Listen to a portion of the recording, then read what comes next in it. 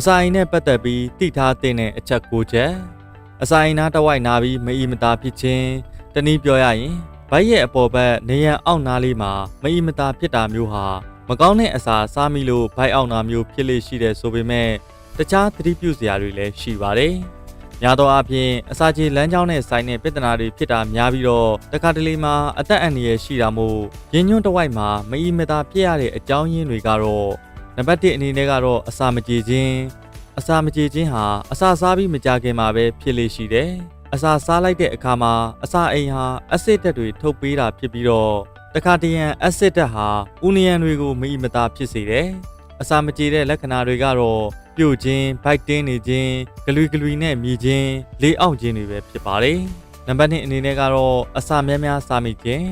အစာအိမ်ဟာချဲ့နိုင်ချုပ်နိုင်ဆိုပေမဲ့အလွန်အကျွံအစားစားမိတဲ့အခါသူ့ရဲ့ခန္ဓာရည်အားကိုကျော်လွန်သွားတယ်။ဒီလိုဖြစ်လာရင်အက်ဆစ်ဓာတ်များထွက်လာကဖောင်းကားလာပြီးတော့အနီးအနားကအစိတ်ပိုင်းတွေကိုဖိအားပေးတယ်လို့မအီမတာဖြစ်လာနိုင်ပါတယ်။နံပါတ်3အချက်အနေနဲ့ကတော့လက်ကျူလော့စ်ဓာတ်နဲ့မတည့်ခြင်းနို့နဲ့နို့တဲ့ပစ္စည်းတွေကိုဖြိုခွဲတဲ့အခါမှာ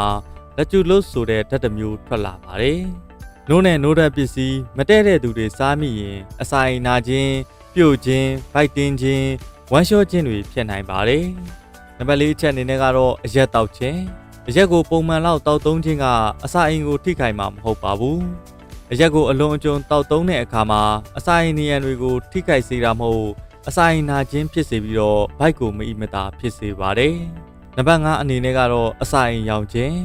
အစာအိမ်ရောင်နေတဲ့အခါမျိုးမှာဆိုရင်ဘာသာရင်းညွန့်တစ်ဝိုက်မှာပူနေတယ်လို့ခံစားမှုမျိုးဖြစ်နေပါလိမ့်မယ်။တကယ်လို့သာကုသမှုမခံယူရင်အစာအိမ်နေရာတွေမှာအနာဖြစ်ပြီးသွေးရန်တဲ့အထိဖြစ်စေကဒေးပွားတာဗိုက်တင်းတာပြုတ်အန်တာမျိုးတွေဖြစ်နိုင်ပါတယ်။နံပါတ်6အနေနဲ့ကတော့ဥကျွံခြင်းဆိုတဲ့နေရာမှာအစာအိမ်နဲ့ဥအစိတ်ပိုင်းအချို့ဟာဂျင်ကောင်းတဲ့ဗိုက်ကိုချထားတဲ့ဒိုင်ယာဖန်လို့ခေါ်တဲ့အမေအတားအစီရော့ရဲခြင်းကြောင့်ဂျင်ကောင်းပိုင်းကိုကျွံထွက်တဲ့အခါမှာလဲဂျင်ကောင်းတစ်ဝိုက်မှာနာတာမအီမတာဖြစ်တာမျိုးဖြစ်နိုင်ပါတယ်။နံပါတ်9အချက်အနေနဲ့ကတော့အစာအိမ်အနာဖြစ်ခြင်းအကိုက်ခဲပျောက်စီးနဲ့တခြားဆေးဝါးတွေဆွဲပြီးတောက်တဲ့အခါမျိုးမှာအစာအိမ်နေရန်ကိုထိခိုက်စေပါတယ်။ဒီလိုအချိန်မှာဆိုရင်ရင်ကောင်းပူခြင်း၊ဗိုက်နာခြင်းမောခြင်းအသက်ရှူမောဟခြင်းတို့ဖြစ်နိုင်ပါတယ်။နံပါတ်10အချက်အနေနဲ့ကတော့သဲချေအိတ်ယောဂသဲချေအိတ်မှာကြောက်တွေရှိတဲ့အခါမှာသဲချေကထွက်တဲ့အရည်တွေကပိတ်မိနေပါတယ်။ဒီလိုဖြစ်ရင်သဲချေအိတ်ရောင်တာမျိုးဖြစ်လာနိုင်ပြီးယောဂလက္ခဏာတွေကတော့ဗိုက်ပေါ်ပိုင်းနာခြင်းဝမ်းအညိုရောင်သွားခြင်းအသားဝါခြင်းအစာအသောက်ပြတ်ခြင်းဂလွီမြည်ခြင်းတွေပဲဖြစ်ပါတယ်။နံပါတ်9အချက်အနေနဲ့ကတော့ကိုယ်ဝန်ဆောင်တဲ့အမျိုးသမီးတွေကိုယ်ဝန်ဆောင်နေတဲ့အချိန်မှာအစာအိမ်နားတစ်ဝိုက်နာတာမျိုးဖြစ်တတ်ပါတယ်။ဘာကြောင့်ဖြစ်တာလဲဆိုတော့ကြီးမားတဲ့သတိသားဟာဗိုက်ထဲကအစိတ်ပိုင်းတွေကိုဖိအားပေးမိတယ်လို့ဖြစ်စေ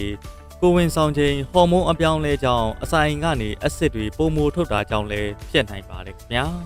။